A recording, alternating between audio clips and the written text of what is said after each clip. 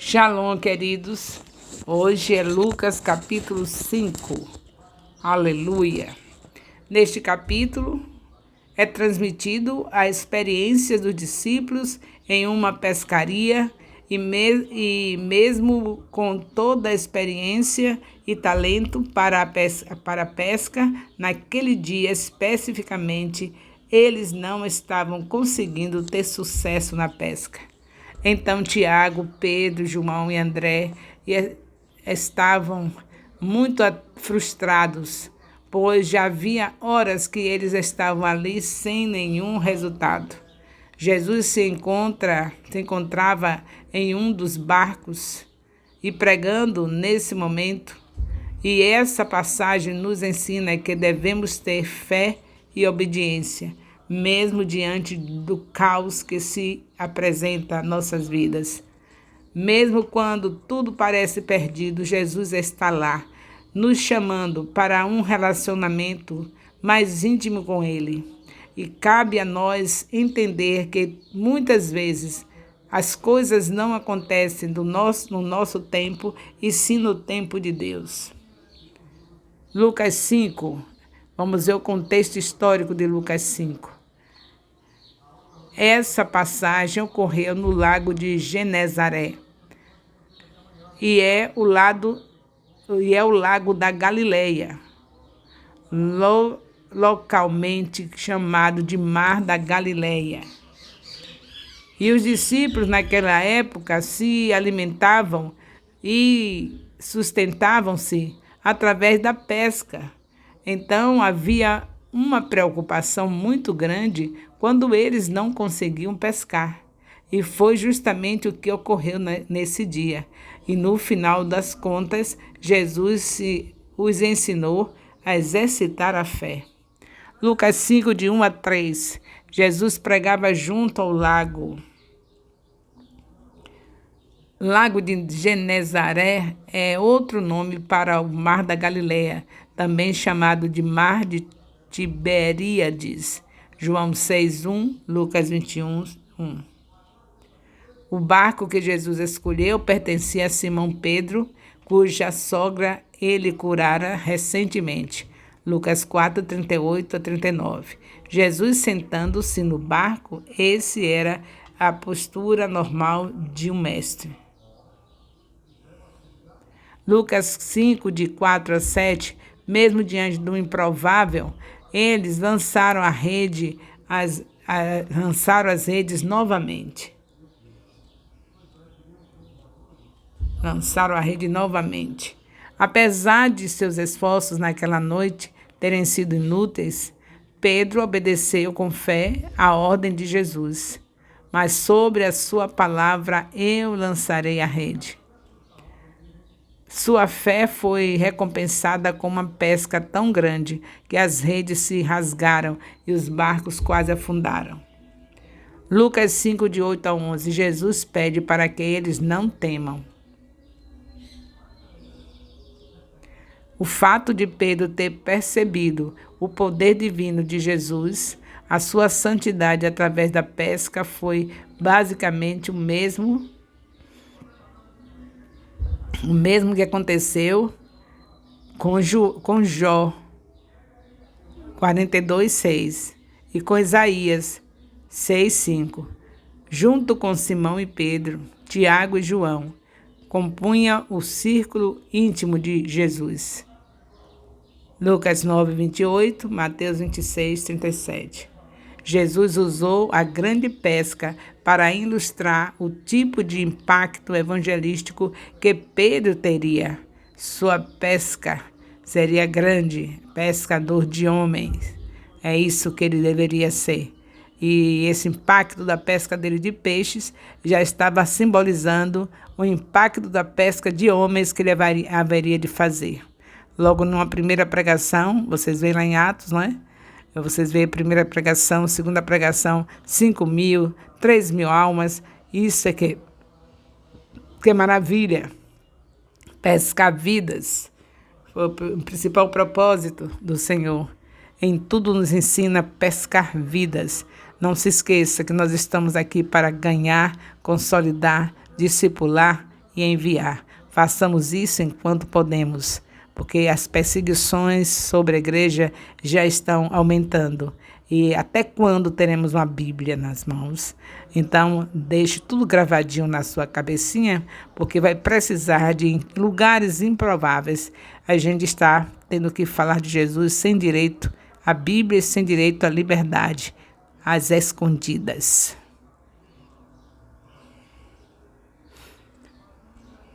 Louvado seja Deus. Então, nós vemos aqui, Lucas 5, de 12 a 14, a purificação. Jesus respondeu à fé de um homem cheio de lepra. Um homem com uma grave doença de pele. Imediatamente foi curado. Todavia, ele não queria que a notícia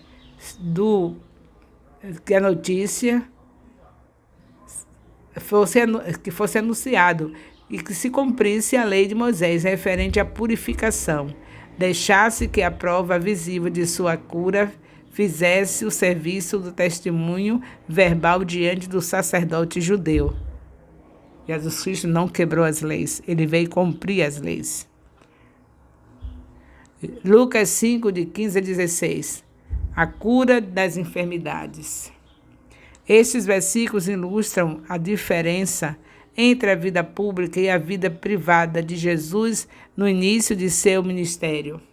Por um lado, multidões o ouviam pregar e eram curadas de suas enfermidades. Por outro lado, Jesus costumava ir atrás de lugares isolados onde pudesse orar sem ser interrompido. Lucas 5, 17 a 20. O perdão dos pecados. Os fariseus eram o grupo de religiosos judeus legalistas. Os doutores da lei de Moisés também eram conhecidos como escribas. Eram basicamente advogados que trabalhavam junto com os fariseus. Esses líderes tinham ouvido sobre a pregação de Jesus e seu poder para curá-los e decidiram que ele precisava ser observado com muito cuidado. A persistência dos amigos do paralítico em levá-lo à presença de Jesus revelou grande fé. Contudo, Jesus deu atenção à principal necessidade do paralítico, o perdão de pecados por meio da fé no Filho de Deus. Lucas 5, de 21 a 25. Jesus conhece nossos pensamentos. Glória a Deus. Os fariseus e os mestres da lei entenderam que Jesus estava agindo como se fosse Deus, ao dizer que perdoara os pecados do paralítico. Eles não acreditavam que Jesus era Deus e ainda por cima consideravam suas alegações como blasfêmias. Jesus percebeu seus pensamentos porque conhece o que há no homem, João 2, 25. Jesus mostrou qual era o centro da dúvida deles. Era muito mais fácil simplesmente dizer os teus pecados foram perdoados do que curar um paralítico, pois não havia prova visível dos pecados terem sido perdoados. Para provar que tinha poder para fazer um milagre invisível de perdoar pecados, Jesus fez um milagre visível de curar o paralítico. Digo-te, levanta-te e vai para a tua casa. O homem imediatamente ficou de pé e foi para casa glorificando a Deus. Lucas 5, 26. Os milagres de Jesus. Simplesmente não havia os milagres de Jesus. Junto com a multidão, junto com toda a multidão que estava ali, os fariseus e os mestres da lei ficaram maravilhados ao ver o milagre de Jesus. Parece que o jeito de glorificar a Deus também incluiu os fariseus e mestres da lei que não creram. Simplesmente não havia como negar a maravilha do que Jesus fizera, mas submeter-se a ele as vastas implicações de suas alegações era algo totalmente diferente. Lucas 5, 27 a 28. O comprometimento. O publicano ficava sentado em uma cabine de cobrança, coletoria, e arrecadava impostos e direitos. Neste caso, provavelmente sobre a estrada internacional que passava pela Galileia. Levi é o outro nome para Mateus, Mateus 9:9, Mateus 10:3. Ele demonstrou o mesmo comprometimento de discipulado que Simão, Tiago e João tiveram, deixando tudo e seguindo a Jesus.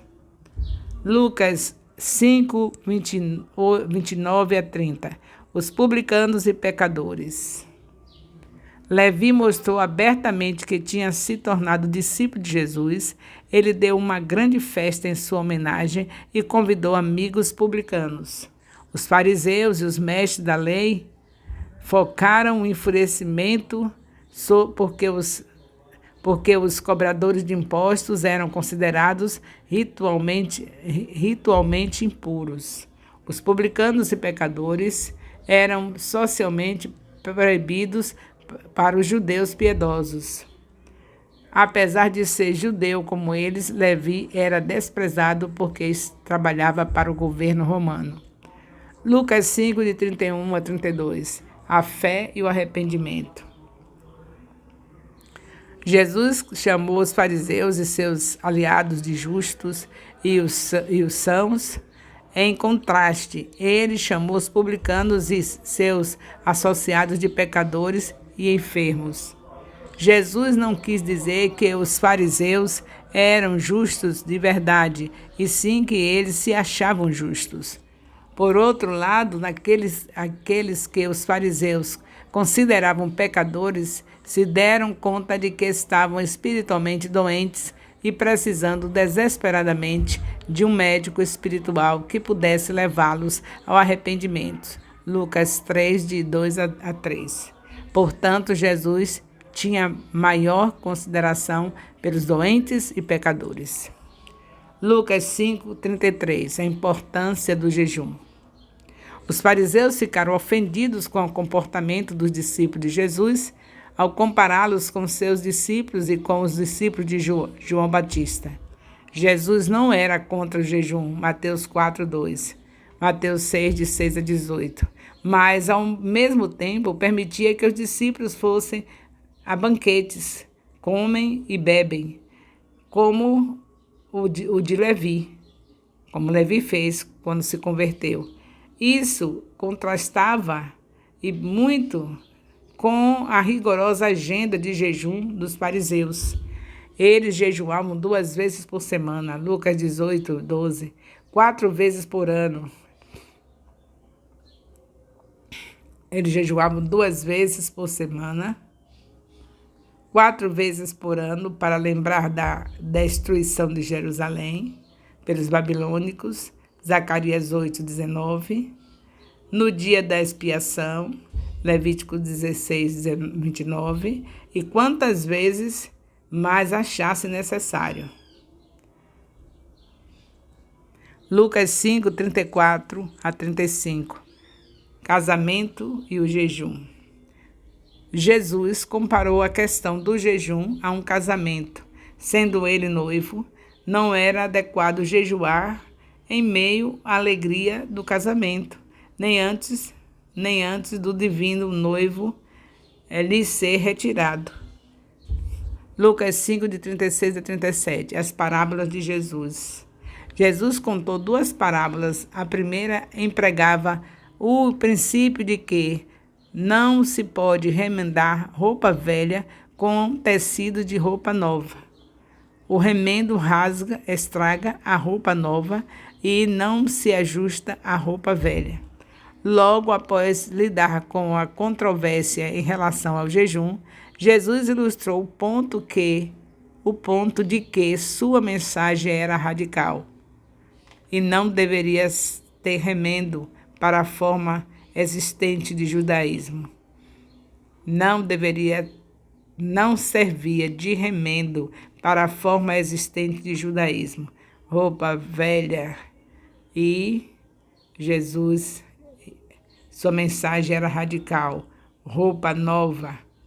Pronto, Jesus era roupa nova, a mensagem radical. Os fariseus eram roupa velha, a mensagem do judaísmo, a forma de judaísmo existente. Lucas 5, 38 a 39. A preservação do vinho. A princípio, a segunda parábola de Jesus tem o mesmo objetivo da primeira, mas ela não para por aí. O vinho novo, não totalmente fermentado, não pode ser colocado em vasilha de couro velho, porque arrebentará a vasilha velha. O vinho novo, mensagem de Jesus, deve ser colocada em odres novos. A igreja de Jesus Cristo, vê Mateus 16, 18. Mas havia uma explicação natural para o fato de muitos ouvintes de Jesus continuarem apegados ao judaísmo, o vinho velho, as tradições já estabelecidas no judaísmo, que era o vinho velho.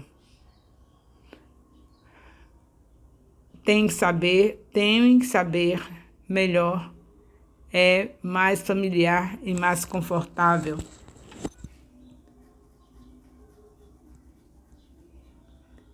Vou repetir aqui. O vinho velho, fermentado, o vinho velho tem que ser melhor. E é mais familiar e mais confortável. O vinho velho, para eles, queriam ficar assim, daquele jeito que eles eram. Mas só que Jesus trouxe o vinho novo e não se pode colocar em odres velho, porque se rompe. Portanto, nessa passagem podemos observar vários ensinamentos e, além disso, vários milagres realizados por Jesus diante da fé daqueles que necessitavam de cura. Nessa passagem, nesse capítulo que estamos, nós vemos tudo isso. Passagem que observa vários ensinamentos. E, além disso, vários milagres realizados por Jesus. Mas observe que todos eles são feitos diante da fé. Sem fé, o Senhor não consegue operar milagres. E muitas vezes, por estarmos passando por alguma situação, como foi o caso dos discípulos, acabamos por deixar que nossa fé seja abalada, e isso não deve acontecer. Devemos confiar e acreditar que o Senhor é conosco. Porém, se deixarmos que isso aconteça, o Senhor fica impossibilitado de operar os milagres em nossas vidas, e isso nos ensina que devemos confiar no Senhor. E que muitas vezes aquela situação difícil que estamos passando tem propósito maior. Louvado seja Deus. E aqui nós estamos encerrando com nossos comentários o capítulo 5 do Evangelho de Jesus Cristo, segundo Lucas.